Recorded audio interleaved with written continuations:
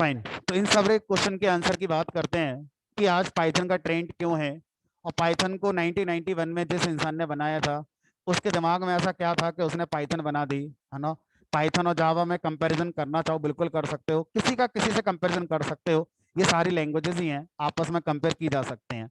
तो अगर हम इसको देखना शुरू करें, स्टार्ट करते हैं यहाँ से।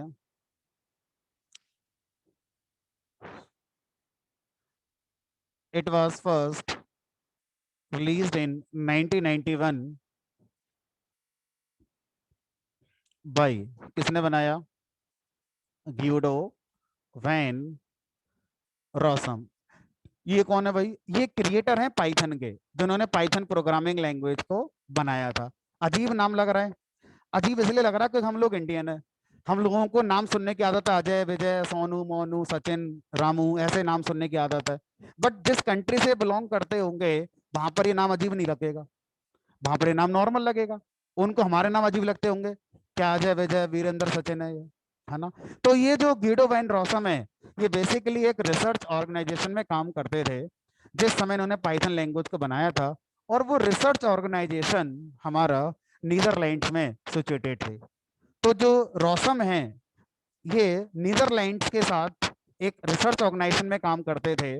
वहां काम करते हुए इन्होंने पाइथन प्रोग्रामिंग लैंग्वेज को बनाया था। उस रिसर्च ऑर्गेनाइजेशन का नाम है CWI।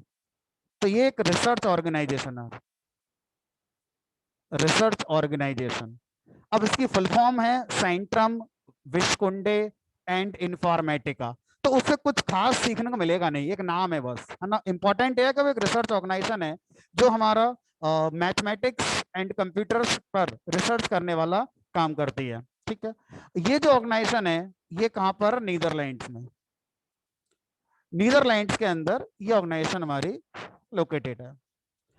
यहां पर इन्होंने पाइथन प्रोग्रामिंग लैंग्वेज को बनाया था। ठीक है। अब क्वेश्चन ये आता है कि जो पाइथन प्रोग्रामिंग लैंग्वेज है, इसका यूज हम और आप क्यों कर रहे हैं आज की डेट में? तो इसका आंसर है इजी टू लर्न। आसानी से पाइथन को सीखा जा सकता है, even if you are not having any previous experience in coding. आपका कोडिंग में कोई एक्सपीरियंस नहीं है, फिर भी आप पाइथन से अपना कोडिंग स्टार्ट कर सकते हैं। एक टाइम था जब कहा जाता था कि सी हमारी पहली लैंग्वेज होनी चाहिए प्रोग्रामिंग के लिए, अब वो बदल गया स्टेटमेंट। अब वो स्टेटमेंट ये हो गया है कि अब पाइथन पहली आपकी लैंग्वेज हो सकती है। इवन सी से पहले भी आप पाइथन पढ़ सकते हो, उसके बाद सी पढ़ लो, उसके बाद जावा पढ़ लो, पढ़ना है पढ़ो, नहीं पढ़ना मत पढ़ो। बट पाइथन को पढ़ने के लिए इससे पहले आपको बस कंप्यूटर की नॉलेज होनी चाहिए, कोई प्रोग्रामिंग की नॉलेज आपको रिक्वायर्ड नहीं। अगर है तो ऑब्वियसली नॉलेज कभी खराब नहीं जाती है, तो हम अच्छे से सीखेंगे, चीजों को रिलेट कर पाएंगे। मान लो किसी को जावा आती है, अब वो पाइथन पढ़ने आ रहा है, तो बस वो क्या करेगा? हर चीज को कंपेयर करेगा कि जावा में ये चीज ऐसे होती थी, पाइथन में ऐसे हो रही है। और जो पहली बार लैंग्वेज पढ़ने आ रहा है वो क्या करेगा? बस कंपेयर नहीं कर पाएगा, जैसे हम बताते जाएंगे वैसे वैसे वो सीखता जाएगा, सीख दोनों ही रहे हैं। इतना ही फर्क आएगा बस, इससे ज्यादा कोई और फर्क नहीं आएगा। ठीक है। चलिए, इजी टू लर्न। इंडस्ट्री के अंदर कोई भी लैंग्वेज सिर्फ इसलिए यूज नहीं करी जाती होगी क्योंकि उसको सीखना आसान है। इंडस्ट्री वाले मनी माइंडेड होते हैं, वो पैसों पे बात करना जानते हैं। अगर कोई चीज आसान है तो इससे बिजनेस पे फर्क पड़ेगा। TCS के बिजनेस पे क्या फर्क पड़ेगा? विप्रो के बिजनेस पे क्या फर्क पड़ेगा? XYZ ऑर्गेनाइजेशन जो हमारा सॉफ्टवेयर डेवलपमेंट में रहती हैं, उन पर क्या फर्क पड़ेगा अगर कोई चीज आसान है तो? वो लोग नहीं मानते आसान है या नहीं है, उनको तो मतलब है बिजनेस से। बिजनेस में फायदा होगा नहीं होगा, होगा तो करेंगे एक्सेप्ट, नहीं होगा तो नहीं करेंगे, सीधी सी बात है ना। तो अगर हम पाइथन प्रोग्रामिंग लैंग्वेज को बिजनेस के नजरिए से देखते हैं, तो यहां पर आता है less time to create applications.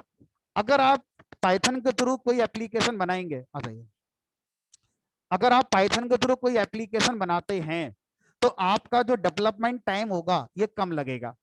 सोचिए, मेरी एक ऑर्गेनाइजेशन है और मैंने अपने अंडर में बहुत सारे एम्प्लॉयज रखे हुए हैं। मेरे पास एक कोड आया, एक प्रोजेक्ट आया, है ना। मान लीजिए रेलवे वालों ने मुझे प्रोजेक्ट दे दिया, सर रेलवे का टिकट बुक करने का सॉफ्टवेयर बना दो। अब मैंने अपनी टीम को दे दिया कि बनाओ ये। अब कितने दिन में बनेगा? भाई प्रोजेक्ट की जो कॉस्ट आएगी उससे डिसाइड होगी ना, क्योंकि मैं एक एम्प्लॉय को अगर 30,000 पर मंथ सैलरी दे रहा हूं और मैंने 10 आदमी की टीम लगा दी, तो मेरा तो खर्चा शुरू हो गया। अब अगर वो प्रोजेक्ट 3 महीने में बनकर तैयार होगा, तो एम्प्लॉय की कॉस्टिंग जो आएगी वो 3 महीने की आएगी मेरे लिए। अब 3 महीने का वो बिजली चलाएंगे, एसी में बैठेंगे, इंफ्रास्ट्रक्चर कॉस्ट भी आएगी मेरी। अब ये सारी कॉस्ट कौन देगा? रेलवे वाला देगा मुझे, और कौन देगा? जो फाइनल सॉफ्टवेयर बनकर तैयार होगा, उसका अमाउंट जो डिसाइड होगा वो इन सारे फैक्टर से डिसाइड होगा। ऐसे ही होगा हमारा। अब सोचिए, अगर कोई प्रोग्रामिंग लैंग्वेज ये कह देती है कि यही सॉफ्टवेयर हमसे बनवा लो, हम 70%, 70% डेवलपमेंट टाइम कट कर देंगे, तो जो काम 3 महीने में हो रहा था वो काम 20 दिन में हो जाएगा। तो किसका फायदा? दोनों का फायदा। जो ऑर्गेनाइजेशन चलाने वाला है उसका फायदा यह है कि वो 3 महीने की सैलरी में अब कम से कम 3 प्रोजेक्ट करा लेगा। जो अभी तक एक ही हो पा रहा था, वो कई प्रोजेक्ट करवा लेगा अपने एम्प्लॉय से 3 महीने में ही। ठीक है। अब सोचो, क्लाइंट का फायदा क्या हुआ? उसकी तो कॉस्ट कमाएगी फाइनल प्रोडक्ट की। जब मेरी कॉस्ट कम आ रही है तो मैं कितना बेनिफिट ऐड कर दूंगा उसके अंदर। फाइनली कहीं ना कहीं फायदा क्लाइंट को भी होगा इसमें। ठीक है। तो जो ये वाला पॉइंट है, यहां पर इंडस्ट्री आकर स्टेक हो गई कि ये बड़ा अच्छा पॉइंट है इसका, क्योंकि इससे ही फायदा हो रहा है सबका। जो कोड बनाने वाला है वो भी खुश, मैं क्यों ज्यादा समय में कोड बनाऊं। जब कोड बनाने वाला खुश है, क्लाइंट भी खुश है, उसको जल्दी प्रोडक्ट की डिलीवरी मिल रही है। आज क्लाइंट ये कहता है, सुबह मैं आपको रिक्वायरमेंट दे के जाऊंगा, शाम तक दे दो बना के। किसी पर टाइम नहीं है आज की डेट में। हर कोई ये कह रहा है कि ये लो रिक्वायरमेंट और दे दो शाम तक बनाकर। कैसे दे दे बनाकर शाम तक भाई, समय लगेगा। तो बहुत सारी चीजें जो हम देखते हैं, उनमें से सबसे पहले एक ऐसी लैंग्वेज ढूंढने की कोशिश करेंगे जिसमें कम समय में हमारा एप्लीकेशन डेवलप की जा सके। तो अगर हम इस फैक्टर को देखते हैं, कंपेयर करते हैं बाकी लैंग्वेजेस के लिए, तो सबसे आगे आता है नाम पाइथन का फिर। कि भाई पाइथन एक ऐसी लैंग्वेज है, जावा, .NET, सी और इन सब में, जहां पर सबसे कम समय पाइथन में लगेगा। ठीक है। अब अगला पॉइंट ये आता है कि पाइथन ने ऐसा करा क्या कि कम समय लग रहा है। भाई जिस काम को करने के लिए कोड बनाना होगा तो बनाना ही होगा। ऐसा तो है नहीं, नहीं बनाओगे तब भी चल जाएगा कोड, लिखना तो पड़ेगा ही ना कोड। तो पाइथन का कहना यह है कि हमारे यहाँ पर लाइब्रेरी बहुत बड़ी है। आप जो भी काम करने की बात लिखोगे कोड में, माइट भी उससे मिलता जुलता पहले से कुछ हो हमारे पास, आप उसका इस्तेमाल करके अपने अकॉर्डिंग कस्टमाइजेशन कर लो। तो 90% पाइथन का प्रोग्रामर कस्टमाइजेशन करता है। सब कुछ पहले से लाइब्रेरी में अवेलेबल है, आप बताओ आपकी नीड क्या है, उसके अकॉर्डिंग आप चीजों को अपने अकॉर्डिंग मैनिपुलेट कर लो। स्क्रैच से लिखने की जरूरत पड़ेगी ऐसा बहुत कम होगा। एक छोटा एग्जांपल लेकर मैं बताऊं। अगर मैं आपको कहता हूं कि मुझे एआई का एप्लीकेशन बनाना है जो फेस को डिटेक्ट करेगा। अब इस एप्लीकेशन को आप मोबाइल में देखते हो, फेस अनलॉक करके आपको हो जाता है। इसके पीछे अगर मैं आपसे कहूं मुझे कोड लिखना होगा, तो इसके पीछे की कोडिंग में मैट्रिक्स मल्टीप्लीकेशन यूज होता है। मैट्रिक्स जो मैथमेटिक्स में पढ़ते हैं हम कभी, दो मैट्रिक्स की मल्टीप्लीकेशन अगर मैं सी में करवाऊंगा, तो मुझे 12 लाइन का कोड लिखना पड़ेगा, नेस्टेड लूप लगाकर 12 लाइन कम से कम लिखनी पड़ेंगी। और यही काम अगर मैं पाइथन में करा दूंगा तो 1 लाइन का प्रोग्राम है, 11 लाइन बच गई मेरी। अगर मैं डेटा साइंस के लिए कोई एप्लीकेशन बनाऊंगा, तो मेरे पास ज्यादा बार डेटा एक्सेल फाइल में होगा। अगर मैं एक्सेल फाइल से डेटा रीड करता हूं जावा में, .NET में या सी में, तो मिनिमम 50 लाइन्स का कोड लिखना पड़ता है। पाइथन में अगर मैं एक्सेल फाइल रीड करना चाहता हूं सिर्फ 2 लाइन, 2 लाइन का कोड होता है एक्सेल फाइल को रीड करने का। तो मेरी 48 लाइन्स बच गई, कोड की लेंथ कम हो गई, मेरा डेवलपमेंट टाइम भी कम लगेगा। अब सोचिए मेंटेनेंस कितनी आसान हो गई। मैं 50 लाइन का कोड लिखकर रन कराता हूं, एरर आ गई। अब एरर ढूंढनी पड़ेगी कितनी लाइन में? 50 में। पाइथन ने कहा भाई 2 ही तो लाइन लिखनी है, एरर कितनी कर लोगे आप, कर लो कितनी करोगे, 2 ही तो लाइन लिखी है इसमें। तो मेंटेनेंस आसान हो गई, एरर ढूंढना आसान, डिबगिंग बहुत आसान हो जाएगी, क्योंकि नंबर ऑफ लाइंस बहुत कम लिखी हुई हैं। और लाइब्रेरी में जो कोड लिखा है वो ऑलरेडी टेस्टेड है, उसमें गलती नहीं होगी, गलती आप ही के में होगी जो होगी। समझ पा रहे हो है ना? तो इस तरह से ये जो फैक्टर है, ये इंडस्ट्री के काम का है। आसान है या नहीं है बात की बात है, लेकिन जो समय है वो कम लगता है एप्लीकेशंस को क्रिएट करने में, ये हमारे काम की बात है। ठीक है। बिकॉज ऑफ, ऐसा क्यों आया?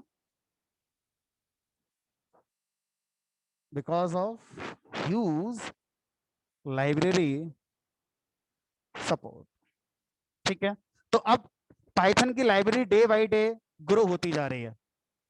पाइथन डेटा साइंस में भी है, पाइथन आईओटी में भी है, पाइथन वेबसाइट डेवलपमेंट में भी है, जेंगो फ्लास्क फ्रेमवर्क हो गए हमारे। तो पाइथन आप किसी भी फील्ड में यूज कर पा रहे होंगे, लेकिन एक ऐसा फील्ड है जहां पाइथन अभी फर्स्ट चॉइस नहीं है प्रोग्रामर की, that is mobile application development. अगर मैं मोबाइल एप्लीकेशन बनाना चाहता हूँ एंड्रॉइड के लिए, आईओएस के लिए, तो Python is not a good choice. हाँ, हमारे पास फ्रेमवर्क है, कीवी फ्रेमवर्क है पाइथन का, जो पाइथन में कोड लिखकर कन्वर्ट कर देता है एंड्रॉइड के लिए, बट कोई इसका यूज नहीं कर रहा है। एंड्रॉइड एप्लीकेशन आप बनाएंगे तो आज भी सी प्लस प्लस, जावा, कॉटलिन, ये 3 लैंग्वेज में से ही कोई एक यूज करने को प्रेफर करते हैं। और अगर आपने एप्पल के फोन की एप्लीकेशन बनानी है तो ऑब्जेक्टिव सी और स्विफ्ट, इन दोनों में से कोई एक लैंग्वेज का यूज करके आप बनाइए। और अभी लेटेस्ट कॉन्सेप्ट आया रिएक्ट नेटिव का, आप रिएक्ट नेटिव यूज करिए, सब भूल जाइए। आने वाले टाइम पे आप देखना mobile application development react native पे ही चल रही होंगी। फायदा यह है कि अभी तक जो मोबाइल एप्लीकेशन बनती है ना, प्लेटफॉर्म डिपेंडेंट होती हैं। अगर कोई ऐप बना दी मैंने एंड्रॉइड के लिए, तो ऐसा नहीं है ऐप स्टोर में हो जाएगी, वो नहीं, बनाकर रखनी पड़ेगी, वहां भी अलग अलग बनाकर रखनी पड़ेगी, सेम काम नहीं करेगी, तो मेहनत ज्यादा लगती है। तो जब भी कोई कंपनी आती है अपनी ऐप के थ्रू बिजनेस करने के लिए, तो सबसे पहले वो एंड्रॉइड को फोकस करती है, क्योंकि 70% मार्केट एंड्रॉइड में चल रहा है यूजर्स के अकॉर्डिंग।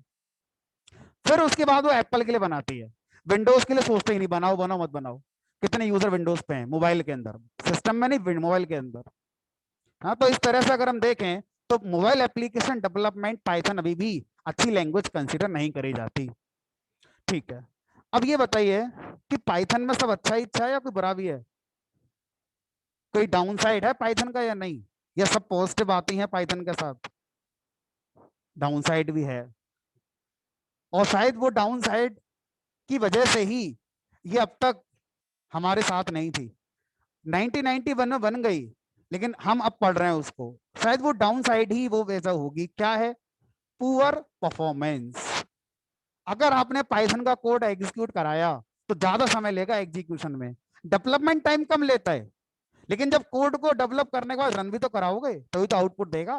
तो जब एग्जीक्यूशन देखोगे तो आप पाओगे सबसे ज्यादा खराब यही है। इससे अच्छा तो जावा में है, जावा से अच्छा सी में है। तो सी नंबर 1 लैंग्वेज है आज भी एग्जीक्यूशन के मामले में। अगर मेरी सबसे पहली प्रायोरिटी एग्जीक्यूशन है कि मेरा कम एग्जीक्यूशन टाइम लगे एप्लीकेशन को रन होने में, तो सी में ही बनाइए, भले ही वो 1 साल में बने, 2 साल में बने एप्लीकेशन, उससे फर्क नहीं पड़ना हमें। तो मुझे अपनी प्रायोरिटी डिसाइड करनी पड़ेगी। तो सी आज भी नंबर 1 है एग्जीक्यूशन वाइज। बहुत सी लैंग्वेजेस अपने अंदर सी यूज करती हैं, पाइथन की बहुत सी लाइब्रेरीज ऐसी हैं जो सी में लिखी गई हैं, इसी वजह से, एग्जीक्यूशन फास्ट करने की वजह से। बट नेटिवली अगर हम देखें तो नेटिवली पाइथन का एग्जीक्यूशन स्लो होता है। और शायद एक वजह यह होगी कि मोबाइल का हार्डवेयर इतना स्ट्रांग नहीं है कि वो जो एग्जीक्यूशन स्लो है उसको मैनेज कर ले, इसीलिए शायद मोबाइल पर बहुत ज्यादा ध्यान नहीं दिया जा रहा है पाइथन के साथ। आज हमारे पास i7 है, हमारे पास 16 GB रैम होती है ना? क्या 1991 में इतना हैवी हार्डवेयर थे? तो 1991 में जब पाइथन बनी होगी तो इसका जो एग्जीक्यूशन टाइम है लोगों को दिखता होगा, आंखों से दिखता होगा। आज वो नहीं दिखेगा आंखों से, क्योंकि आज हमारे हार्डवेयर इतने स्ट्रांग हो गए हैं कि हमें पता ही नहीं चलेगा सी का प्रोग्राम कब चल के बंद हो गया और पाइथन का प्रोग्राम कब चल के बंद हो गया। जो डाउन साइड है पाइथन का, वो अब हम कैसे मैनेज कर रहे हैं? हार्डवेयर लगाकर। तो पाइथन की एप्लीकेशन जहां भी चलानी है, वहां पर सबसे पहले हार्डवेयर को थोड़ा सा हमें स्ट्रांग रखना पड़ता है, देन जहां पर सी कोड चलेगा। फाइन, चलिए। तो आज की डेट में हमारे पास आई थिंक हार्डवेयर की कोई कमी नहीं है। आज आप मार्केट में लैपटॉप परचेस करने जाओगे तो एसएसडी लेकर आओगे, और 8 GB रैम कम से कम लेकर आओगे, और i5 ही लेकर आओगे, i3 कोई लेकर नहीं आएगा। समझ में आ रही है कहानी हमारी? ठीक है, चलिए। पाइथन के स्पेसिफिक टूल्स कभी आपने सुने होंगे, टैबलू हो गया, है ना, या एनाकोंडा हो गया, ये साफ साफ कहते हैं हमें तभी इंस्टॉल करना जब कम से कम 4 GB रैम हो, वरना इंस्टॉल ही मत करना, हमें, हम चलेंगे नहीं उस पर। ठीक है, बहरहाल, तो less time to create application because of use library support. तो पाइथन के ये कुछ एस्पेक्ट्स हैं जो मैंने आपको डिस्कस करे। अब बात आती है कि जो पाइथन प्रोग्रामिंग लैंग्वेज है, इस प्रोग्रामिंग लैंग्वेज में जो हम कोड लिखते हैं, क्या वो कोड हमारा लो लेवल होगा या हाई लेवल होगा? अब दो नए शब्द बोले मैंने, लो लेवल और हाई लेवल। क्या मतलब है इन दोनों का, लो लेवल और हाई लेवल का? मान लीजिए ये आप हैं एज ए प्रोग्रामर, और आपने अपना कोई प्रोग्राम लिखा, ठीक है? जो भी आप लिखेंगे उसका एग्जीक्यूशन फाइनली कौन करेगा?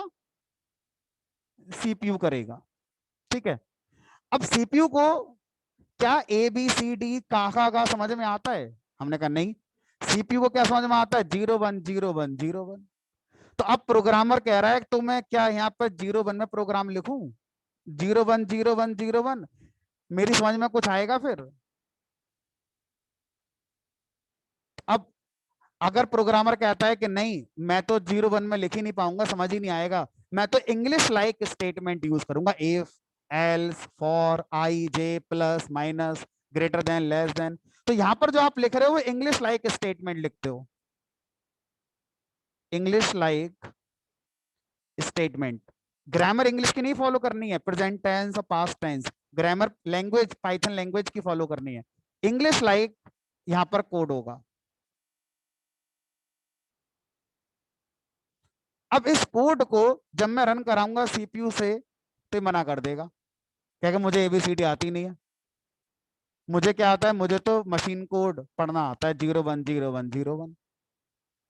अब वो कोड जो ह्यूमन रीडेबल होता है, इंग्लिश लाइक स्टेटमेंट्स का यूज करके लिखा जाता है, ऐसे कोड को हाई लेवल कोड कहते हैं, या ऐसे इंस्ट्रक्शंस को हाई लेवल इंस्ट्रक्शन कहते हैं। तो हाई लेवल का मतलब ये नहीं है बहुत हाई फाई कोड लिख रहे हैं हम लोग, बहुत बड़े बड़े काम करेगा कोड, नहीं। हाई लेवल शब्द का मतलब है ह्यूमन रीडेबल, उसे हाई लेवल कहते हैं। जो मशीन रीड कर ले उसे बोलते हैं लो लेवल। तो दो तरह के इंस्ट्रक्शन होते हैं कंप्यूटर साइंस में, low level and high level. High level means human readable, low level means CPU readable.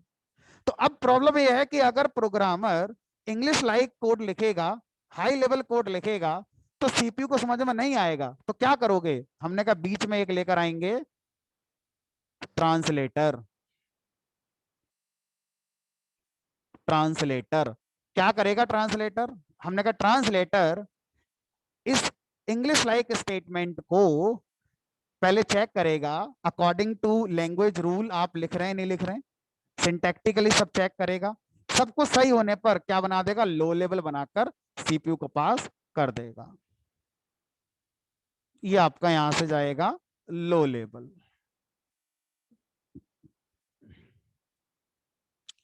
तो अब मैं यहां पर लिख सकता हूं कि Python it is a high level programming language. तो कोई आपसे पूछता है कि पाइथन क्या है, तो आप बोलेंगे पाइथन एक हाई लेवल प्रोग्रामिंग लैंग्वेज है। हाई लेवल शब्द का मतलब आपके समझ में आ गया, इंग्लिश लाइक स्टेटमेंट जहां लिखे जाते हैं। तो सर सीवी, जावा, डॉट नेट, ये सब हाई लेवल लैंग्वेजेस हैं, सब में इंग्लिश जैसे ही कोड लिखा जाता है। बिल्कुल सही। अब ये जो ट्रांसलेटर है, ये ट्रांसलेटर हमारा कुछ लैंग्वेज कंपाइलर यूज करती हैं, कुछ लैंग्वेज इंटरप्रेटर यूज करती हैं, कुछ लैंग्वेज इंजन यूज करती हैं। तो पाइथन के अंदर ये जो ट्रांसलेटर है, इस ट्रांसलेटर का नाम रखा गया इंटरप्रेटर। इंटरप्रेटर। तो ये जो ट्रांसलेटर है इसका नाम है इंटरप्रेटर। तो मैं लिख देता हूं कि it is a high level comma interpreted programming language, यानी जो पाइथन है वो high level interpreted programming language है। इंटरप्रेटर कौन है? इंटरप्रेटर एक ट्रांसलेटर है जो मेरे लिखे हुए इंस्ट्रक्शन को मशीन कोड में कन्वर्ट करेगा आफ्टर चेकिंग सिंटैक्स एरर। ठीक है? अब ये जो पाइथन प्रोग्रामिंग लैंग्वेज है रोसम ने बनाई, अब हमारे पास कैसे आएगी? अब हम रोसम को ढूंढे कहाँ, किसे ढूंढे? पता नहीं रोसम कहाँ होंगे। अब ऐसा तो है नहीं हमेशा रहेंगे रोसम भी। तो अब ये बताइए कि जो भी इंडिविजुअल अगर कोई लैंग्वेज बनाता है तो वो पब्लिकली कैसे डिस्ट्रीब्यूट करवाएगा? हम्म?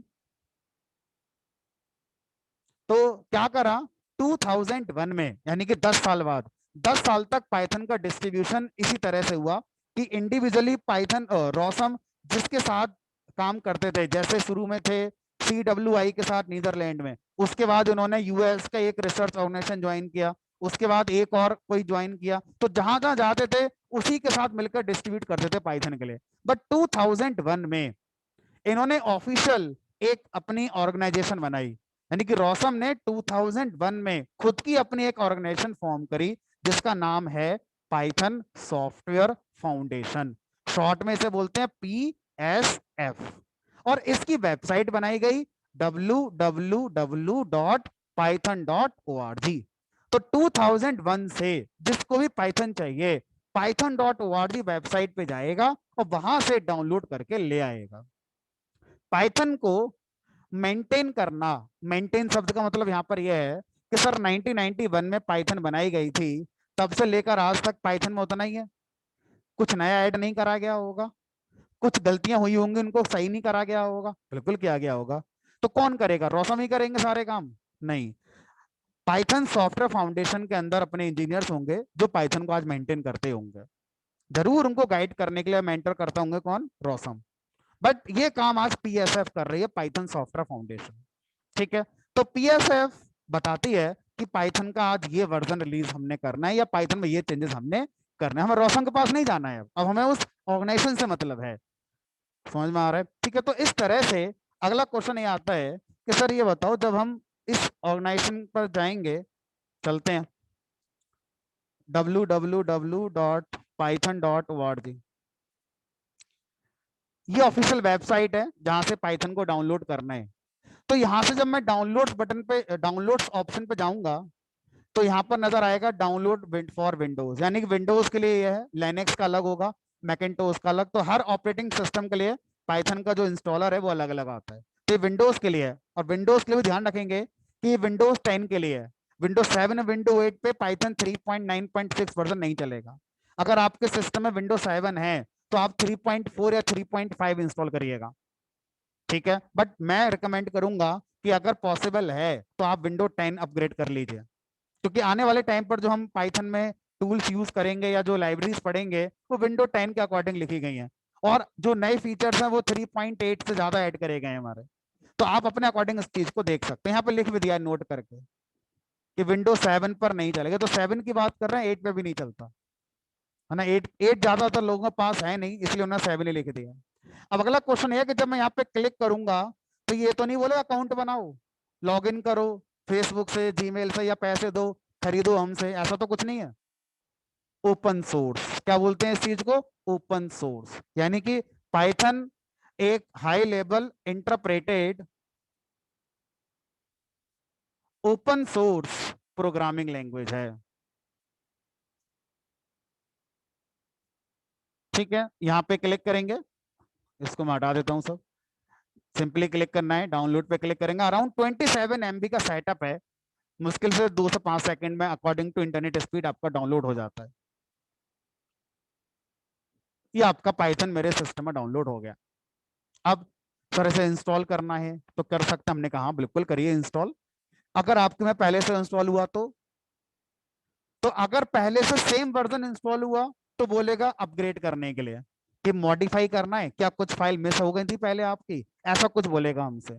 और अगर ये वर्जन ना होकर डिफरेंट वर्जन है, 3.8 है या 3.7 है ना, तो अलग अलग कॉपी रखेगा।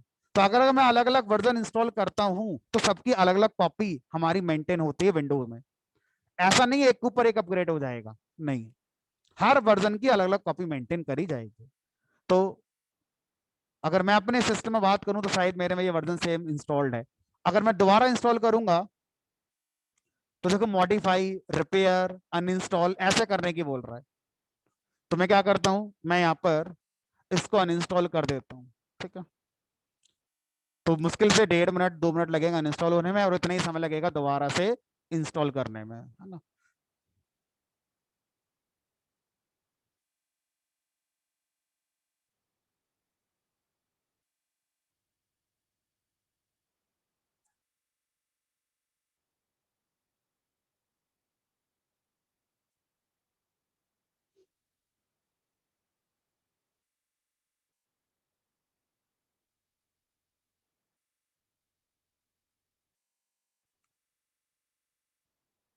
Uninstall was successful.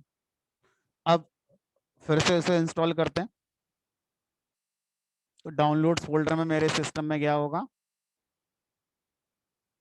ये लीजिए। तो इस बार इंस्टॉल का ऑप्शन आ रहा है हमारे पास। ठीक है, तो जब इंस्टॉल करेंगे तो इस बात का ध्यान रखना है, इंस्टॉलेशन के टाइम पर एक बॉटम में चेक बॉक्स आएगा, ऐड पाइथन 3.92 पाथ। तो अगर आपका जावा का एक्सपीरियंस कभी रहा है तो जावा में जेडीके बिन डायरेक्टरी का पाथ सेट करना होता था, उसी तरह से पाइथन का पाथ सेट करना होता है। अगर आपको ये ध्यान रहता है चेक बॉक्स, तो बेटर रहेगा। और अगर आपको ध्यान नहीं रहता है इनिशियली तो कोई प्रॉब्लम नहीं आएगी, बट बाद में कुछ चीजें ऐसी हैं जो तभी काम करेंगी जब आपने ये ऑप्शन टिक करा होगा। तो अगर भूल भी गए हो तो अनइंस्टॉल करने में 1 मिनट, दोबारा इंस्टॉल कर लो 1 मिनट, 2 मिनट में सही हो जाएगा। कोई डरने वाली या बॉदर होने वाली बात नहीं है कि सर ये रह गया था हमारा, कोई बात नहीं, रह गया रह गया। हम मुझे याद है तो मैं कर देता हूँ चेक, इंस्टॉल नाउ पे क्लिक करते हैं।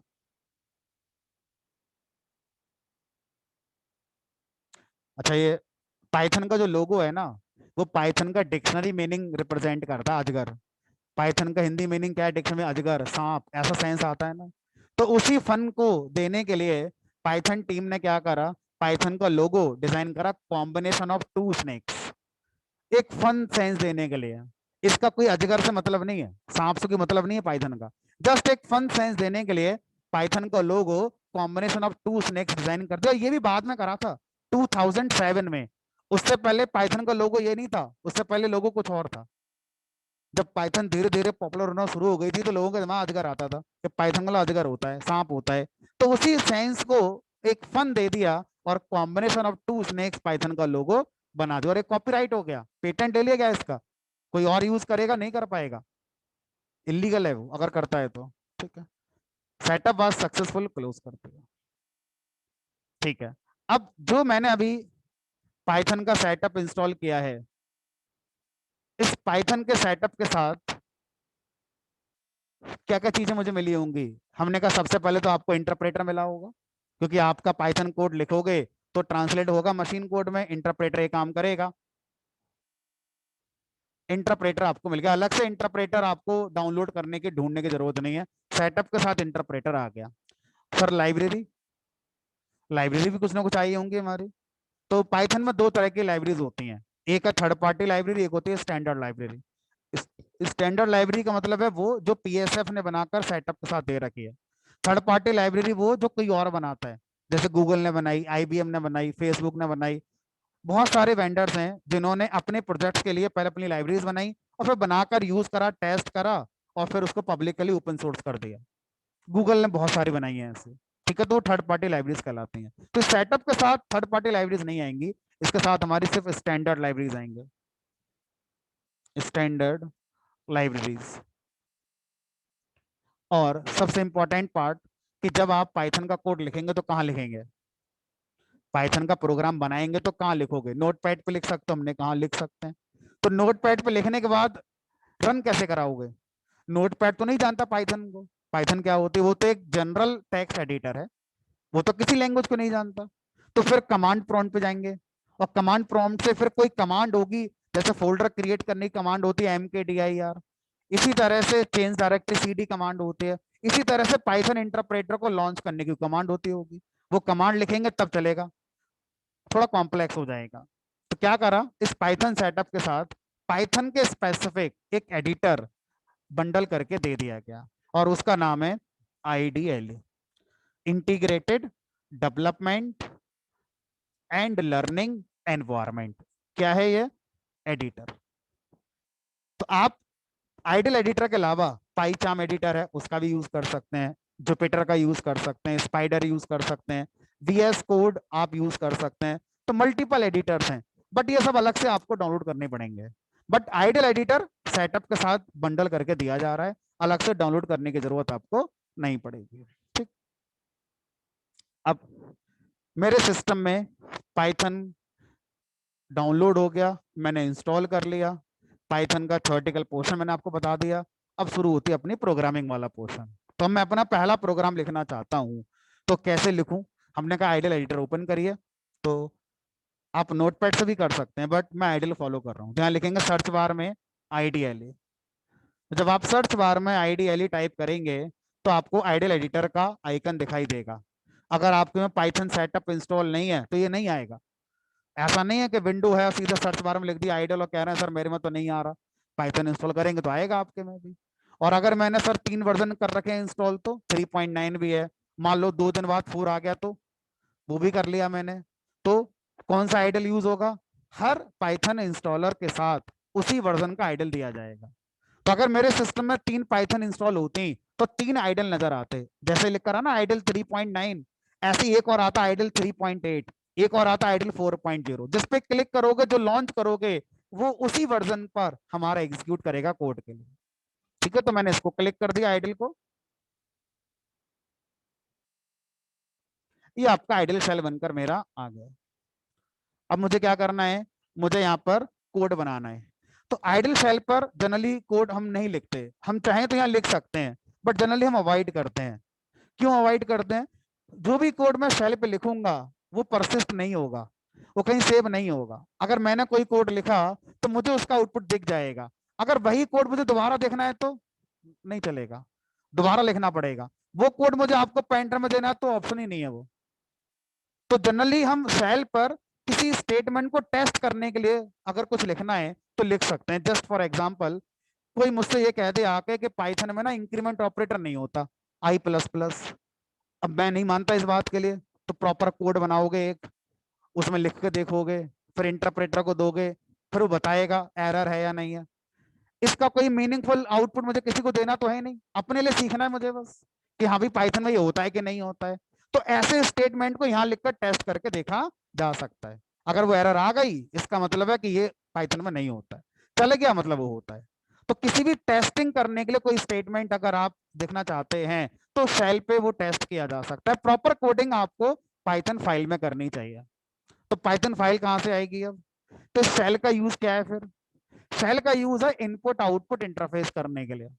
इट मींस मेरा प्रोग्राम बनेगा, मेरे प्रोग्राम से कुछ आउटपुट आएगा, तो वो आउटपुट कहां प्रिंट होगा? कोई मुझे एक इंटरफेस चाहिए जहां पर आउटपुट देखे मेरा, तो वो इंटरफेस हम शेल को यूज करते हैं। मेरा प्रोग्राम 2 नंबर को सम करना चाहता है, वो 2 नंबर यूजर से मांगेगा, तो यूजर ने कीबोर्ड से टाइप कर दिया तो वो टाइप कहां होगा? शेल पे। और प्रोग्राम कहां से रीड करेगा? शेल से रीड करेगा। तो शेल एक मीडिएटर हो गया यूजर और प्रोग्राम के बीच में। प्रोग्राम को जो दिखाना है शेल पे दिखाए, यूजर यहां से देखेगा।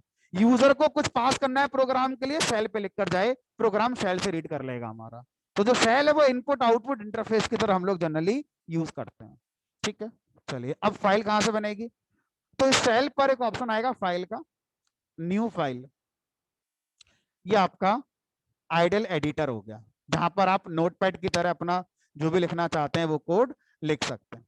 अब क्वेश्चन आता है कि सर पहला प्रोग्राम है हमारा, क्या लिखें? अगर हम सी को याद करें, अगर किसी का एक्सपीरियंस सी में है तो वो कुछ हेडर फाइल पहले इंक्लूड करेगा, फिर एंट्री पॉइंट फंक्शन मेन लगाएगा, फिर उसके अंदर CLR SCR लगाएगा, लास्ट में गेट CH लगाएगा। और अब तक जितना लिखा है 5-6 लाइन, हमारे काम का कोड अभी भी नहीं आया है। इतना तो फॉर्मेलिटी है, करनी पड़ेगी। अब जो लिखना है CLR SCR के बाद और गेट CH के बीच में लिख दो जो लिखना है। जावा से पूछा गया आपके यहाँ पर अगर कोई कोड बनाना हो तो कैसे बनेगा? जावा ने कहा कि पहले क्लास बनाओ, क्लास के अंदर मेथड बनाओ, उसके अंदर अपना कोड लिख कर आओ। तो हर प्रोग्रामिंग लैंग्वेज का कोड बनाने का स्टाइल अलग अलग है, काम एक ही है। देखो, अगर 2 नंबर को सम करना है 2 and 3, तो सी में भी 5 आउटपुट आएगा, C++ में भी 5 आएगा, PHP में भी 5 आएगा, पाइथन में भी 5 आएगा। फर्क क्या है फिर? लिखने का तरीका, किस लैंग्वेज में मैं इस कोड को कैसे लिखूंगा, उसी से सिंप्लिसिटी आएगी। सी कह रही नहीं, हेडर फाइल बनाओ, मेन लगाओ, तब जाके लिखो। पाइथन से अगर हम पूछते हैं तो पाइथन ने कहा देखो हमारे यहाँ फंक्शन होते हैं, हमारे यहाँ क्लास भी होती है, लेकिन हम ऐसा नहीं कहते कि पहले ही प्रोग्राम में फंक्शन बनाओ, हम ऐसा नहीं कहते कि पहले ही प्रोग्राम में क्लास बनाओ। पाइथन आपको ऑब्जेक्ट ओरिएंटेड प्रोग्रामिंग डिटेल में पढ़ाएगी, object, class, inheritance, polymorphism, encapsulation सब है पाइथन के अंदर। लेकिन वो ये कह रहे हैं कि शुरू में नहीं करना आपको, जब जरूरत पड़ेगी तब कर लेना अपना। फंक्शंस पाइथन में होते हैं, लेकिन जब जरूरत पड़ेगी तब बना लेना। अभी आप अपने प्रोग्राम में लाइब्रेरी में जो फंक्शंस आते हैं उनको कॉल करके यूज करते रहो, अपना बनाने की जरूरत नहीं है कोई अभी। ठीक है, तो पाइथन के अंदर हम टॉप लेवल प्रोग्रामिंग कर सकते हैं, प्रोसीजरल प्रोग्रामिंग कर सकते हैं, और ऑब्जेक्ट ओरिएंटेड प्रोग्रामिंग भी कर सकते हैं। तो पाइथन में तीन स्टाइल होती हैं कोड करने की। पहला है टॉप लेवल प्रोग्रामिंग, दूसरा है प्रोसीजरल प्रोग्रामिंग, तीसरा है ऑब्जेक्ट ओरिएंटेड प्रोग्रामिंग। तो अगर हम टॉप लेवल प्रोग्रामिंग की बात करते हैं तो इसका मतलब है कि डायरेक्ट अपने प्रोग्राम में कोड लिख सकते हैं बिना फंक्शन बनाए, बिना क्लास बनाए। ठीक है, इसे बोलते हैं टॉप लेवल प्रोग्रामिंग। दूसरा होता है प्रोसीजरल। प्रोसीजरल प्रोग्रामिंग में फंक्शंस हम बनाएंगे, फंक्शंस के अंदर अपना कोड लिखेंगे, लाइक सी। एक होता है object oriented programming. Object oriented मतलब हम क्लास बनाएंगे, क्लास के अंदर अपना कोड लिखेंगे। तो पाइथन तीनों स्टाइल को सपोर्ट करता है। अब सबसे आसान कौन सी है, हमने कहा ये वाली है। तो जनरली 100 में से 100 लोग जब पाइथन पढ़ना शुरू करते हैं तो इस अप्रोच के साथ पढ़ना शुरू करते हैं। अगर मैं आपको पाइथन यहां से पढ़ना शुरू करा दूं, क्लास के साथ, इनहेरिटेंस के साथ, तो आपको जावा और पाइथन में कोई खास डिफरेंस नजर आएगा नहीं, एक ही लगेगी आपको, बोलेगे एक ही बात है ये तो। अगर जावा भी ऐसा कर दे तो वो भी पाइथन की तरह हो जाएगी। कर रही है धीरे धीरे जावा, है ना, आ रहा है जावा ट्रैक पे, पाइथन के ट्रैक पे आ गया है ना। फिलहाल हमें उस पर डिस्कशन नहीं करना क्या वो कर रहे हैं, क्योंकि जावा में सब कुछ सही था जब से सन माइक्रो सिस्टम से ओरेकल पे गई है ना जावा, तब से ओरेकल ने इसको खराब कर दिया। बाकी तो मार्केट को दिक्कत नहीं थी, सब सही था। फिलहाल पाइथन के अंदर अगर मुझे कोई भी मैसेज प्रिंट करना है तो उसके लिए हम प्रिंट फंक्शन को एग्जीक्यूट करेंगे।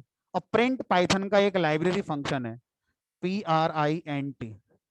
पाइथन एक केस सेंसिटिव लैंग्वेज है, जो चीजें लोअर केस में बताई गई हैं वो लोअर केस में लिखनी है, और जो चीजें अपर केस में हमें बताई गई हैं अपर केस में लिखनी है।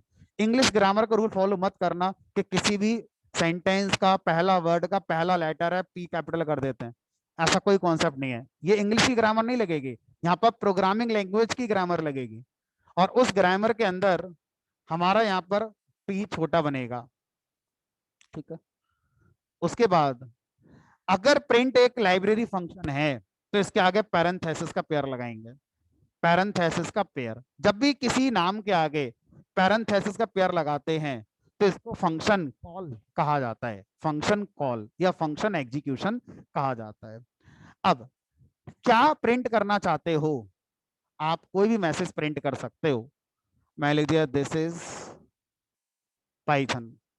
तो जब भी आप कोई मैसेज प्रिंट कराते हैं तो उसको कोट्स के पेयर में लिखकर प्रिंट कराते हैं।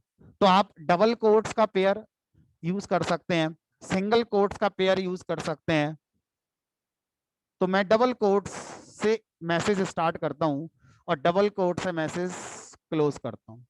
टेक्निकली जब भी कोई चीज डबल कोट्स के पेयर में लिखी जाती है उसको स्ट्रिंग कहते हैं, STRING, स्ट्रिंग बोलते हैं। ठीक है, लेमैन टर्म में एक मैसेज है, टेक्निकल टर्म में एक स्ट्रिंग है। ठीक है, तो हम प्रोग्रामर हैं तो हम लेमन टर्म्स के साथ साथ टेक्निकल टर्म भी बोलेंगे ही, यूज करेंगे ही, है ना, क्योंकि इंटरप्रेटर को तो टेक्निकल चीज समझ में आएंगी, उसे लेमन टर्म्स क्या होते हैं क्या मतलब उस बात से, है ना। तो हम प्रिंट से किसी भी स्ट्रिंग को प्रिंट करा सकते हैं। इवन प्रिंट फंक्शन का कहना है कि आप मुझसे कुछ भी प्रिंट करा सकते हो, integer, float, list, tuple, set, कुछ भी प्रिंट करा दो जो पाइथन में होता है उसको प्रिंट करा सकते हो। अभी हम ज्यादा नहीं जानते, अभी हम स्ट्रिंग जानते हैं। स्टेटमेंट टर्मिनेशन ऑप्शनल है, आप चाहें तो स्टेटमेंट को टर्मिनेट करें और आप चाहें तो टर्मिनेट ना करें। ठीक है, ये मेरा सबसे पहला प्रोग्राम, सबसे छोटा प्रोग्राम हो गया, ना कोई CLR SCR, ना कोई गेट CH, ना कोई हेडर फाइल, ना कोई क्लास। टॉप लेवल प्रोग्रामिंग का मतलब ये होता है, सीधे top to bottom one by one अपना कोड लिखते चले जाओ। और अगर आप ये पूछेंगे सर एंट्री पॉइंट क्या है पाइथन में, तो मैं आंसर दूंगा very first statement of your program is the entry point in Python. जो सबसे पहला स्टेटमेंट आप लिख रहे हैं कोड में वही एंट्री पॉइंट है। कोई स्पेसिफिक नहीं है मेन ढूंढेगा, कोई मेन वेन नहीं होता पाइथन में, है ना। चलिए, अब ये कोड जो आपने बनाया है इस कोड को एक पाइथन फाइल में सेव कर लीजिए। फाइल में जाएंगे, save as, save as button पे क्लिक करेंगे।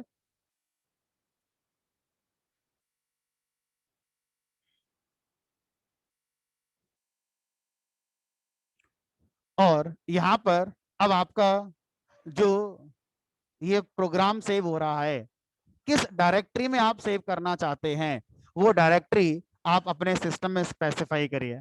बाय डिफॉल्ट जो भी फाइल आपकी सेव होगी जहां पाइथन इंस्टॉल हुई है उस डायरेक्टरी में ये बाय डिफॉल्ट सेव करना चाहेगा। तो मैंने डेस्कटॉप पे एक फोल्डर बना लिया कोई, और इस फोल्डर के अंदर मैं चाहूंगा मैं अपने प्रोग्राम को सेव करूं। क्या नाम दें अब? फाइल का क्या नाम दोगे? ये तो फोल्डर का नाम हो गया। इस फोल्डर के अंदर ये प्रोग्राम सेव होगा, लेकिन जब ये प्रोग्राम सेव होगा तो एक फाइल में सेव होगा। तो फाइल का नाम क्या देना है? कुछ भी दे दो। तो मेरा पहला प्रोग्राम है तो मैं इसका नाम P1 दे देता हूँ।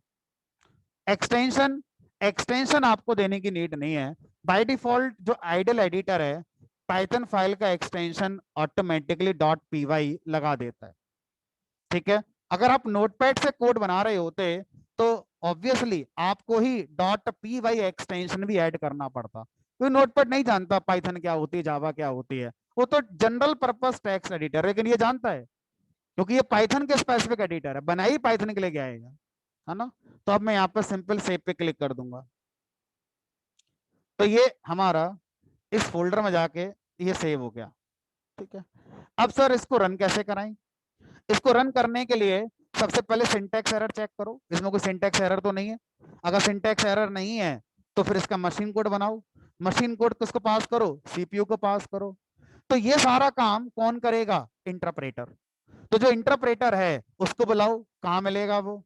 तो इंटरप्रेटर को आपको खुद से लॉन्च करने की नीड नहीं है, आपको रन नाम का एक ऑप्शन दिया गया है, जब आप इस पे क्लिक करोगे तो बैकएंड में इंटरप्रेटर लॉन्च हो जाएगा। इंटरप्रेटर एक फाइल ही होगी उसकी, है ना, जो जहां पाइथन इंस्टॉल हुई है वहां जाके सेव हो गई होगी इंटरप्रेटर की फाइल, तो वहां से वो लॉन्च हो जाएगा।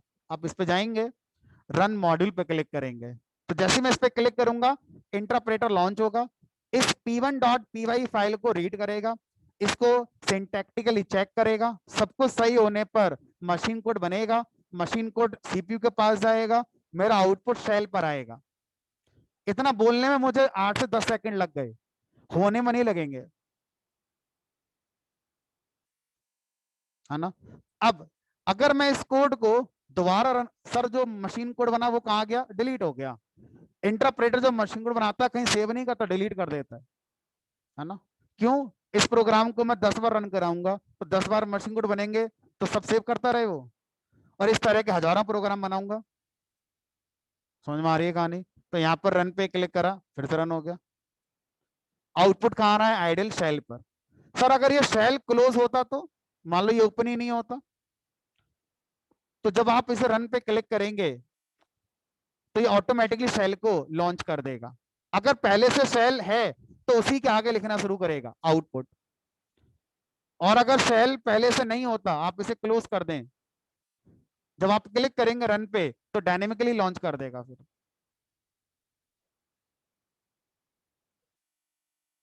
हम्म, आइडियल एडिटर, आइडियली ये लिखा हुआ है, आइडियली।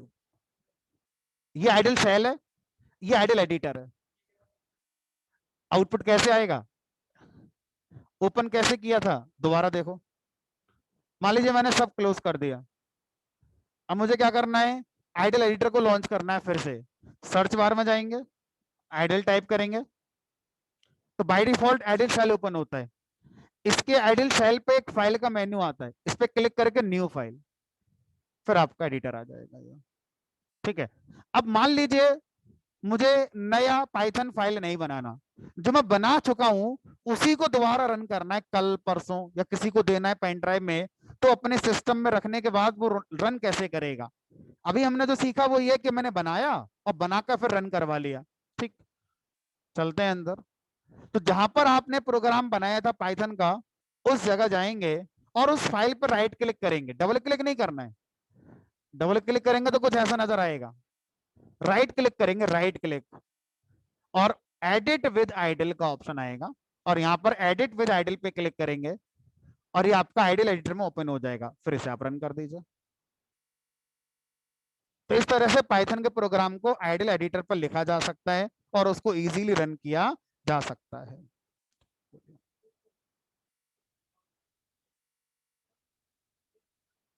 वो भी कर सकते हैं। बताइए सर।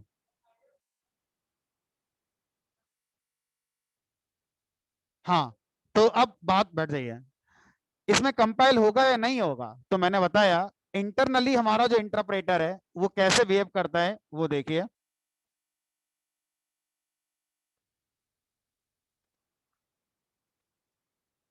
तो ये जो मैं बताने जा रहा हूं ये आपके लिए हमेशा एब्स्ट्रैक्शन रहेगा। जब मेरा पाइथन फाइल इंटरप्रेटर के अंदर जाती है, that is dot P Y file, जब इंटरप्रेटर के अंदर जाती है तो वास्तव में इंटरप्रेटर के अंदर दो कंपोनेंट्स हैं जो हमें दिए गए हैं। इवन दो नहीं, कई सारे दिए गए हैं। उनमें से आज हम दो का डिस्कशन करते हैं। एक का नाम है बाइट कोड कंपाइलर, और एक होता है हमारा पाइथन वर्चुअल मशीन।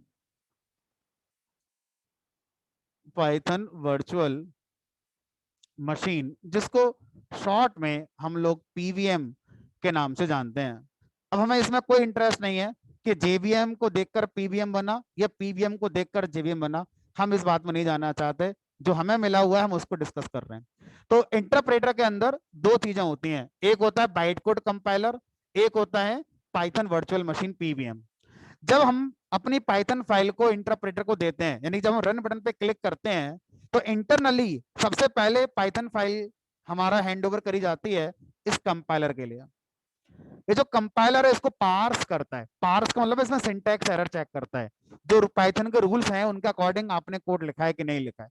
और ये जो पार्सिंग होती है, जो स्कैनिंग होती है, वन गो में होती है, लाइन बाय लाइन नहीं होती है। आपके प्रोग्राम में 10 लाइन लिखी है, अगर आपकी 10वीं लाइन पर एरर है तो एक साथ स्कैन करके बताई जाएगी। ऐसा नहीं है कि लाइन नंबर 1 को पहले सिंटैक्स चेक कर लिया फिर 2 को उठाया, नहीं। यानी कि आपका लिखा कोड ये हमारा सारा का सारा एक साथ स्कैन किया जाता है, और इसमें जितने कीवर्ड्स हैं उनको एक तरफ कर देते हैं, जितने फंक्शंस हैं उनको एक तरफ कर देते हैं, कोई सीक्वेंस नहीं रहती हमारी, है ना। तो इसका मतलब है बाइट कोड कंपाइलर हमारे लिखे कोड को एक साथ स्कैन करेगा। अगर कोई भी एरर आ गई तो यहां से आपको बता दी जाएगी कि ये सिंटैक्स एरर है, ये आपकी सिंटैक्स एरर बता दी जाएगी। अगर कोई सिंटैक्स एरर नहीं आती है तो byte code compiler machine code नहीं बनाता।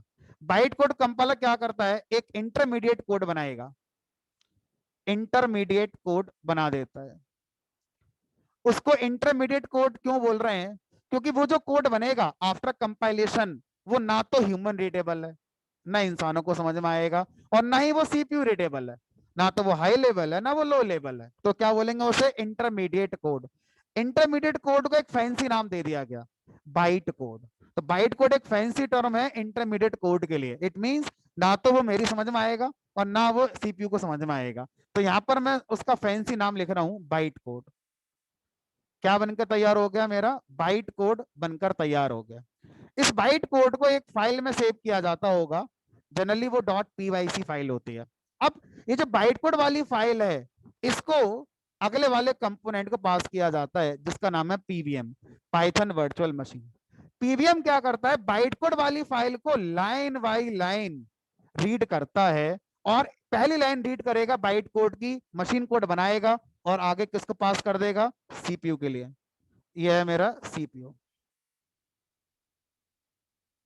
उसके बाद दूसरी लाइन उठाएगा, मशीन कोड बनाएगा, पास करेगा सीपीयू के लिए। तो ये जो प्रोसेस है ये चलता रहेगा बार बार। बाइट कोड का machine code conversion one go में नहीं होता, लाइन बाय लाइन हमारा इंटरनली पीवीएम करता है। तो इस तरह से ये हमारा लो लेवल चलता है। ठीक है, जब ये प्रोसेस पूरा हो जाता है, हमारे सारा कोड सीपीयू तक पहुंच जाता है और आउटपुट आ जाता है, तो जो इंटरमीडिएट कोड बना बाइट कोड उसको डिलीट कर दिया जाता है। हम चाहें तो उसको सेव करवा सकते हैं, आगे चल के सीखेंगे भी सेव कराना। ठीक है, low level code generally save नहीं करते, है ना। आप चाहो तो उसको भी सेव कर सकते हो EXE फाइल के अंदर, आप चाहो तो उसे भी सेव कर सकते हो। तो हमारे पास जब कोई एक बढ़िया सा प्रोजेक्ट पाइथन का बन जाएगा और मैं अपने क्लाइंट को देने की बात करूंगा, तो मैं उसको ये थोड़ी बोलूंगा पाइथन इंस्टॉल करो पर अपने सिस्टम पे इंटरप्रेटर होना चाहिए। वो क्या जाने इन बातों को। क्या करूंगा मैं, उसे सीधा मशीन कोड जो लो लेवल बना है, जो इस फेस पे बनता है, इस मशीन लेवल कोड को पकड़ूंगा, एक EXE फाइल में रख दूंगा और वो EXE फाइल क्लाइंट को दे दूंगा। उससे मतलब ही नहीं पाइथन क्या होता है। मैं चाहूं तो इस बाइट कोड को पकड़ सकता हूं और क्लाइंट को ये दे सकता हूं, मैं चाहूं तो सीधा पाइथन फाइल क्लाइंट को दे सकता हूं। अगर मैं पाइथन फाइल क्लाइंट को दूंगा तो उसकी मशीन पर इंटरप्रेटर पूरा होना चाहिए, और अगर मैं बाइट कोड फाइल दूंगा तो उसकी मशीन पर सिर्फ PVM जरूर होना चाहिए। तो अब आपको डिसाइड करना है कि आप अपने क्लाइंट को क्या डिस्ट्रीब्यूट करेंगे। तो ये उस टाइम की बात है जब आपका प्रोजेक्ट बनेगा और डिस्ट्रीब्यूशन की बात आएगी, तो आपको 3 ऑप्शन पाइथन में दिए गए हैं। सोर्स कोड डिस्ट्रीब्यूट कर सकते हो, जो कि रिकमेंड नहीं करते, है ना। दूसरा बाइट कोड डिस्ट्रीब्यूट कर सकते हो, और तीसरा EXE फाइल बनाकर उसको डिस्ट्रीब्यूट कर सकते हो। तो जब आएगा मौका तब उसको देखेंगे। चलिए, तो इंटरनली ये सारी चीजें हैं जो हमारी होती हैं। तो अब मैं आपको ये दिखाता हूं, अगर मैं अपने कोड में गलती कर दूं तो ये गलत है। सिंटैक्स है, अगर कोई मैसेज में डबल कोट से स्ट्रिंग स्टार्ट हुई है तो मैचिंग कोड से एंड होनी चाहिए, नहीं मानी बात हमने, सिंटैक्स एरर। तो इसका मतलब ये सिंटैक्स एरर कहां से आई है, कंपाइल टाइम फेस में आई है। ठीक है, चलिए आगे बढ़ते हैं। अब ये जो हमारा पहला पाइथन प्रोग्राम है, इसमें हमने एक मैसेज प्रिंट कराया है। मैं चाहूं एक दूसरा प्रोग्राम बनाता हूं, और एक दूसरा ऑप्शन किसी स्ट्रिंग मैसेज को प्रिंट करने का, सिंगल कोट्स के पेयर में भी पाइथन में स्ट्रिंग को रिप्रेजेंट किया जा सकता है। सिंगल कोट्स के पेयर में भी आप इसको रिप्रेजेंट कर सकते हैं। और जब आप सिंगल कोट्स में रिप्रेजेंट करते हैं तो in Python it is also considered as string, not in all programming languages like in C Java. अगर आप सिंगल कोट्स में कुछ भी लिखते हैं, considered as character, not string. और जावा सी में सिंगल करेक्टर के अंदर एक ही करेक्टर लिख सकते हो, एक से ज्यादा लिखोगे तो एरर। पाइथन के अंदर सिंगल कोट्स के अंदर जितने चाहे उतने सीक्वेंस ऑफ करेक्टर लिख सकते हैं, कंसिडर्ड एज स्ट्रिंग।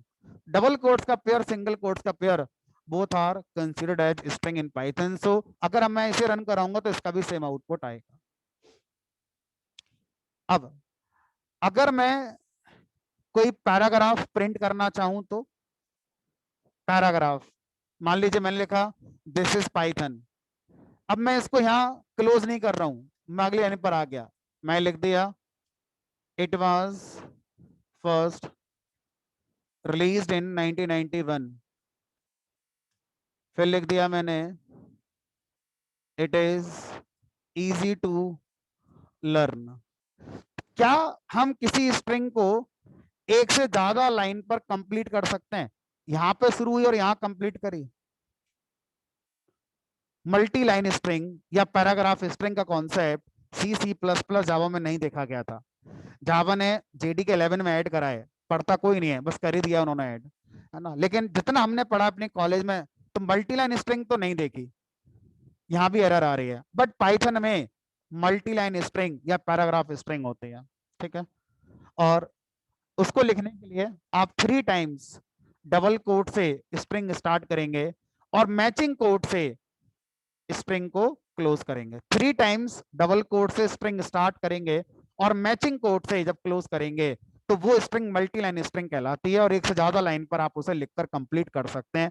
ऐसी स्ट्रिंग को 3 नाम से जानते हैं, multi line string, paragraph string या डॉक्यूमेंटेशन स्ट्रिंग। टेक्निकल इसका नाम है डॉक्यूमेंटेशन स्ट्रिंग और मल्टी लाइन स्ट्रिंग।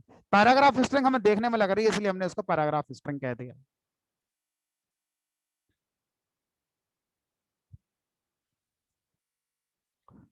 ठीक है, इसी काम को करने के लिए चौथा तरीका भी है। चौथा तरीका यह है कि आप 3 टाइम्स सिंगल कोट से अगर स्ट्रिंग स्टार्ट करते हैं और मैचिंग कोट से क्लोज करेंगे तो ये भी क्या कहलाएगा, मल्टी लाइन स्ट्रिंग कहलाएगा। तो पाइथन में स्ट्रिंग को रिप्रेजेंट करने के टोटल 4 तरीके हो गए।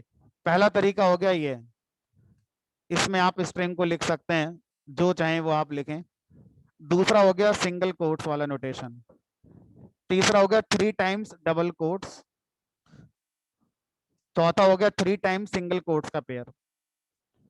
ठीक है, बाद के जो दो नोटेशन है ये जनरली हम तभी यूज करते हैं जब मल्टी लाइन स्ट्रिंग लिखनी हो, और अगर सिंगल लाइन पर स्ट्रिंग कंप्लीट करनी तो इन दोनों में से कोई सा भी यूज किया जा सकता है।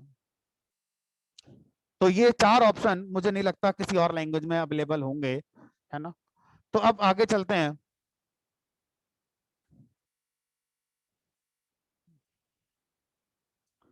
और इस बात का ध्यान रखेंगे कि भले ही पाइथन में स्ट्रिंग को लिखने के चार नोटेशन होते हैं, लेकिन इनको मिक्स नहीं किया जा सकता। मिक्स नहीं किया जा सकता है का मतलब है, अपने आप ये नहीं सोचना है कि सर ने बताया था ऐसे कर लो तो भी सही है, वैसे कर लो तो भी सही है, तो ऐसे कर लेते हैं तो ये भी सही है।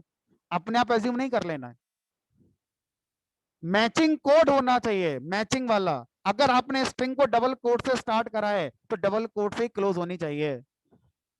हाँ, बंद कर दो। अगर आपने स्ट्रिंग को सिंगल कोट से स्टार्ट किया है तो सिंगल कोट से क्लोज होनी चाहिए। अगर थ्री टाइम्स वाले से स्टार्ट किया है तो थ्री टाइम्स वाले से ही क्लोज होनी चाहिए। अभी क्या है ये एरर, अभी सही नहीं है, ये सिंटैक्स एरर। तो स्ट्रिंग मैचिंग कोड से क्लोज होती है ना, ऐसा नहीं है कोई सा भी लगा दो जो मन आए। किसी भी स्ट्रिंग में जो आप पाइथन में लिखते हैं, कुछ स्पेशल कैरेक्टर्स अलाउड होते हैं। एक है बैक स्लैश एन, एक है बैक स्लैश टी। अगर हम किसी भी स्ट्रिंग के अंदर बैक स्लैश टी का यूज करते हैं, मान लीजिए मैंने यहाँ पर वाई से पहले बैक स्लैश लगाया। दो तरह के स्लैश होते हैं, एक होता है फॉरवर्ड स्लैश, ये है फॉरवर्ड स्लैश। एक होता है बैक स्लैश। तो बैक स्लैश के साथ कुछ स्पेशल कैरेक्टर्स अलाउड हैं, एक है टी। तो जब आप किसी स्ट्रिंग में बैक स्लैश टी लगाते हैं तो आउटपुट में वो बैक स्लैश टी नजर नहीं आता। उसका एक मीनिंग होता है टैब स्पेस, तो वो टैब स्पेस नजर आएगा। तो जब मैं इस मैसेज को आउटपुट में देखूंगा तो नजर आएगा पी, पी के बाद एक टैब स्पेस नजर आएगा, उसके बाद Y T H O N ये नजर आएंगे। तो बैक स्लैश टी स्ट्रिंग के अंदर टैब स्पेस होता है, थ्रू आउट पाइथन नहीं, स्ट्रिंग के अंदर। बिना स्ट्रिंग के से लिखोगे तो एरर आ जाएगी, है ना। जिस तरह से बैक स्लैश टी है उसी तरह से एक और है बैक स्लैश एन। और भी होते हैं बट अभी हम इन दो पर फोकस करेंगे। जो बैक स्लैश एन है, इस बैक स्लैश एन का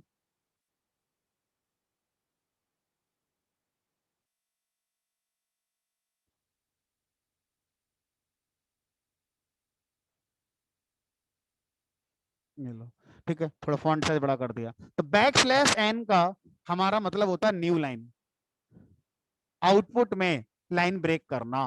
तो पी, उसके बाद टैब स्पेस, टैब स्पेस के बाद वाई, फिर T, backslash N new line बना देगा आउटपुट में। न्यू लाइन बनेगी और न्यू लाइन पर रिमेनिंग कैरेक्टर्स आपको नजर आएंगे। टी के बाद न्यू लाइन और न्यू लाइन पर आपका आउट नेक्स्ट कैरेक्टर।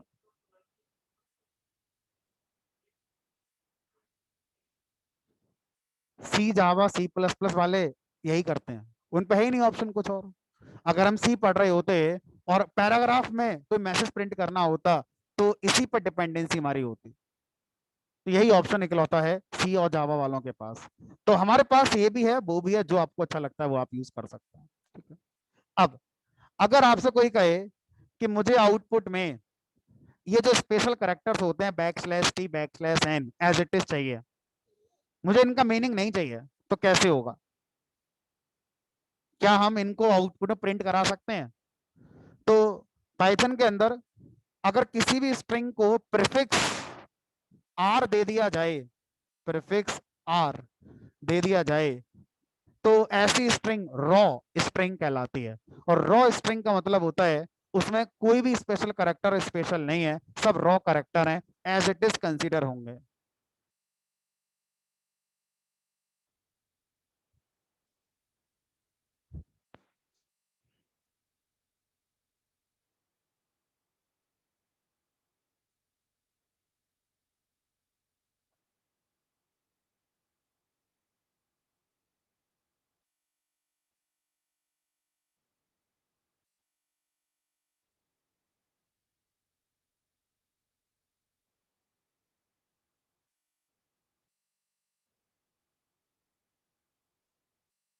हाँ जी, कोई क्वेश्चन किसी का?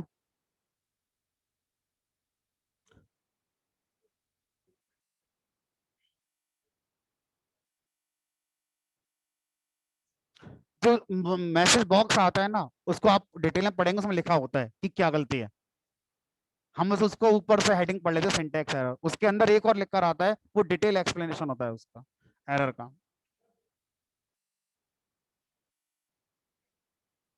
सिंगल कोड डबल कोड दोनों एक ही तरह से हैं, प्रोग्रामर की सिंप्लिसिटी के लिए ऑप्शन दिए गए हैं। सिंगल कोड्स में प्रोग्रामर को कम मेहनत करनी पड़ेगी। सोचो हमारी कीबोर्ड में बाय डिफॉल्ट जब मैं ये प्रेस करूंगा तो सिंगल कोड आएगा। डबल कोड्स के लिए मुझे क्या करना पड़ेगा, मेहनत करनी पड़ेगी, शिफ्ट के साथ लगाना पड़ेगा। तो जो आलसी प्रोग्रामर है उनके लिए बढ़िया है सिंगल कोड्स, उन्हीं के लिए बनाया गया है। पाइथन बनाई उन्हीं के लिए गई है जो आलसी लोग हैं, जिन्हें ज्यादा मेहनत नहीं करनी है ना। चलिए, तो इस तरह से हम लोग ये स्ट्रिंग वाला जो कॉन्सेप्ट है, इसको यहाँ पर हम समझ पाए, कैसे इसको यूज करेंगे ये हमारा होगा। कोई क्वेश्चन किसी का आज की क्लास का, ऑनलाइन में कोई क्वेश्चन किसी का?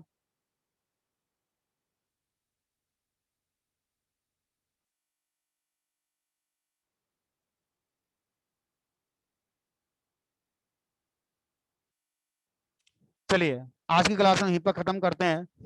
कल आप लोगों का जो टाइम होगा वो 3 बजे से होगा, तो कल सब लोग 3 बजे आएंगे। आप काफी लोग शायद लेट आए थे, आज 3:30 के आसपास आए थे। मेक श्योर कल जब आप आए तो 3 PM शार्प आ जाएं। ठीक है, आज इतने ही रखेंगे। जो भी डाउट है आपकी आज की क्लास का, कल आप डिस्कस करेंगे। कल 3 बजे मिलेंगे, ठीक है। चलिए।